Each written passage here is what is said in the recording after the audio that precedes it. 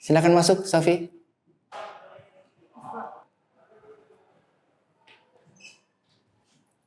Silakan duduk, Sofi. Sofi, Bapak lihat kamu datang terlambat lagi hari ini. Ada apa? Maaf Pak, tadi saya bangun kesiangan.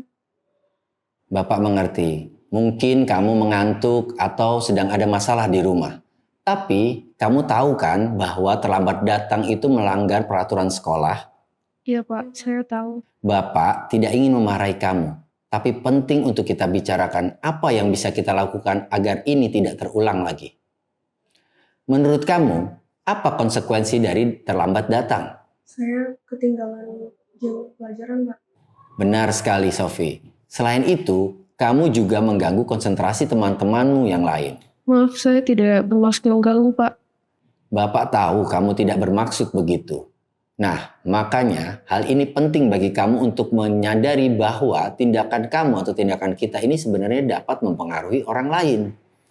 Sofi, kamu tahu kan bahwa di sekolah kita memiliki nilai-nilai yang penting untuk dipegang teguh seperti disiplin, tanggung jawab, dan menghargai waktu. Iya Pak. Menurut kamu, bagaimana tindakanmu hari ini atau terlambat datang hari ini berkaitan dengan nilai-nilai yang kita pegang teguh? Saya tidak disiplin dan tidak bertanggung jawab atas waktu saya Pak. Lalu, apa yang kamu pelajari dari kejadian ini? Bagaimana kamu dapat memastikan agar hal ini tidak terulang kembali? Saya harus bangun lebih pagi dan mengatur waktu saya dengan lebih baik Pak. Bagus sekali. Bapak yakin kamu bisa melakukannya.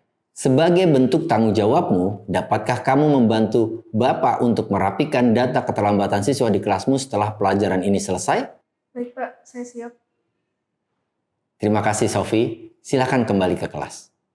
Terima kasih Pak.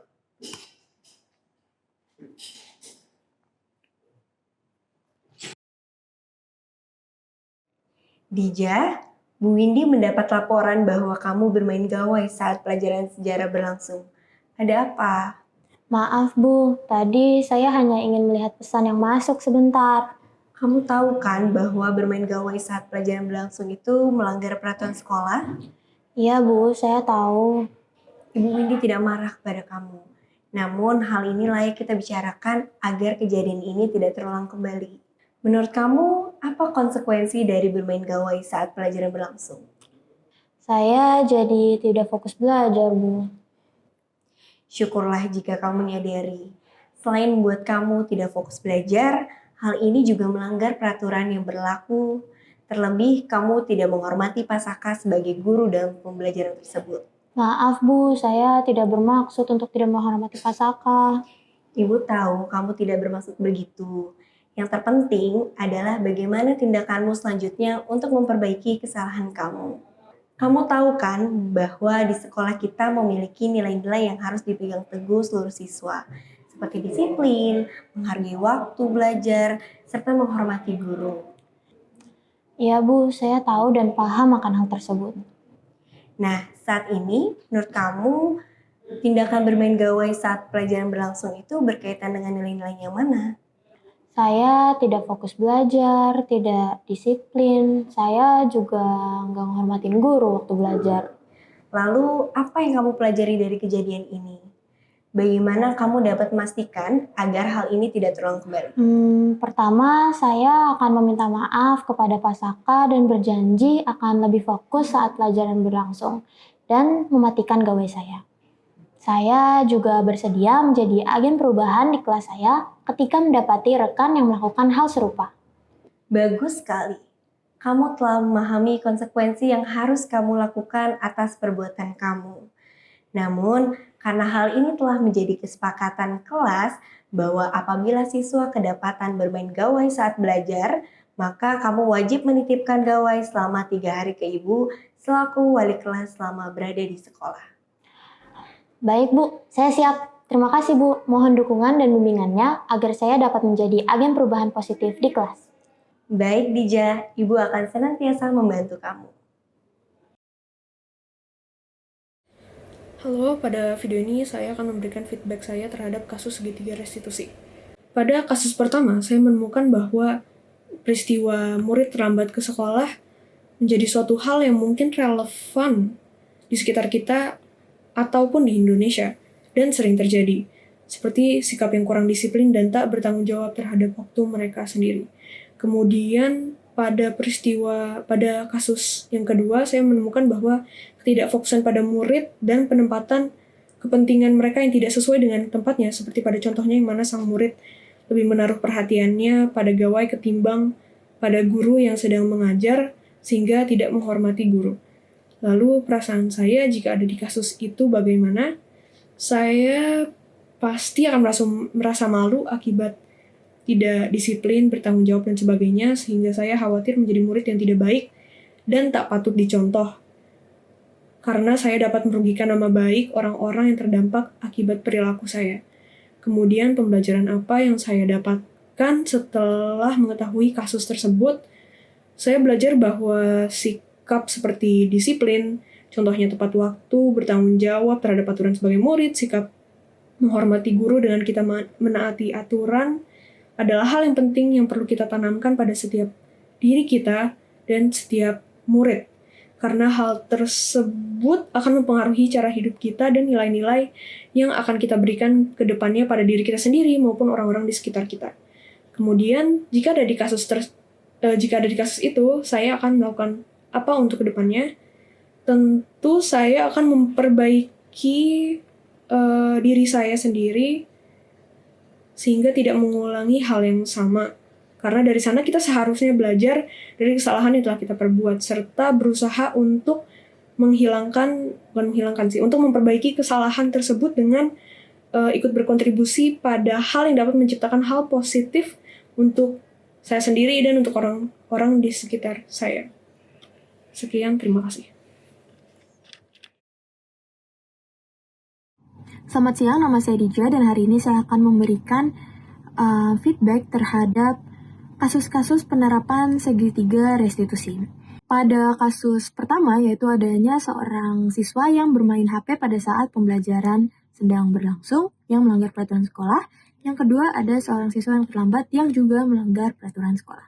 Perasaan saya jika ada di kasus tersebut, jelas saya akan menyesal karena seharusnya saya bisa melakukan sesuatu effort atau tenaga lebih untuk menghindari terjadinya konfrontasi tersebut. Seharusnya saya bisa mengontrol aksi saya sehingga saya tidak akan mendapatkan konfrontasi dari guru yang menyebabkan terkena konsekuensi seperti ditahannya handphone saya tersebut.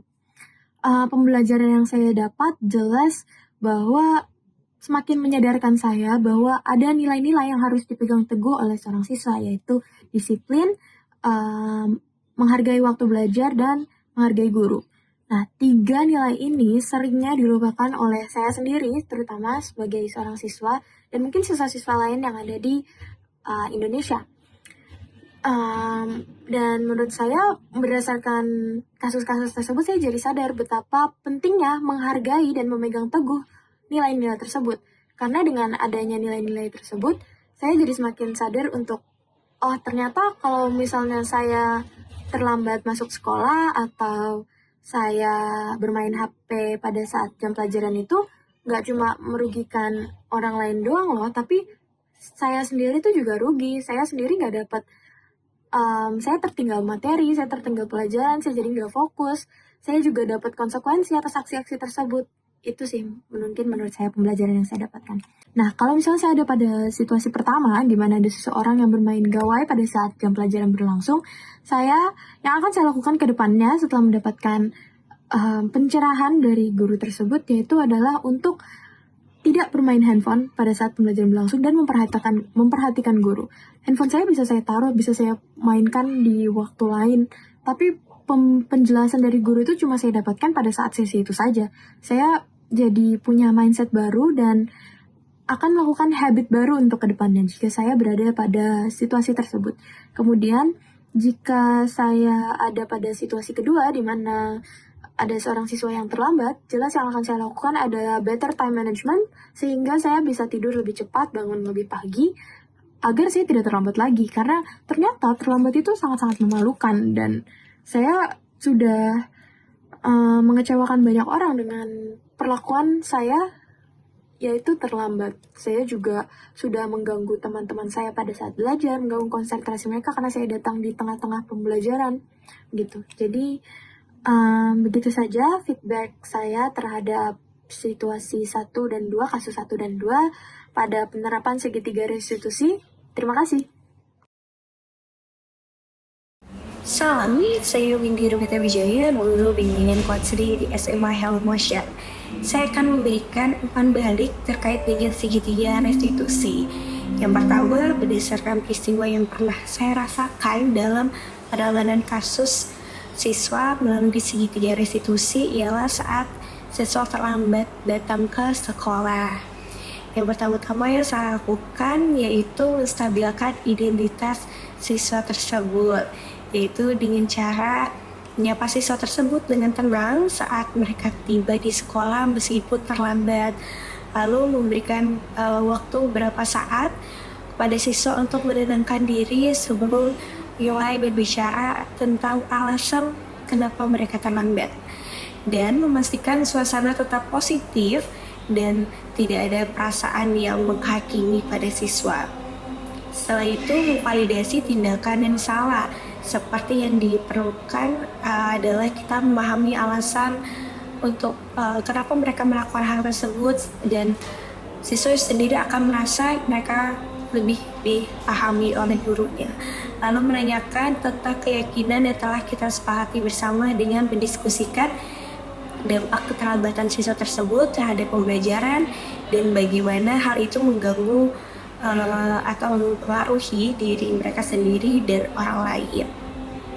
Lalu yang saya rasakan ketika saya menangani kasus dengan penerapan segitiga restitusi ialah saya lebih dapat memahami lebih dalam lagi terkait dengan masalah yang siswa hadapi dan juga membantu siswa untuk mengembangkan keterampilan dalam memecahkan masalah yang berguna di kehidupan sehari-hari dan yang akan datang. Dan sebagai guru bimbingan konseling, senjata yang harus saya lakukan setelah memahami segitiga restitusi ini adalah saya akan memberikan pemahaman kepada siswa lainnya tentang tanggung jawab, kesadaran diri, dan cara menghadapi kesalahan dengan konstruktif. Terima kasih.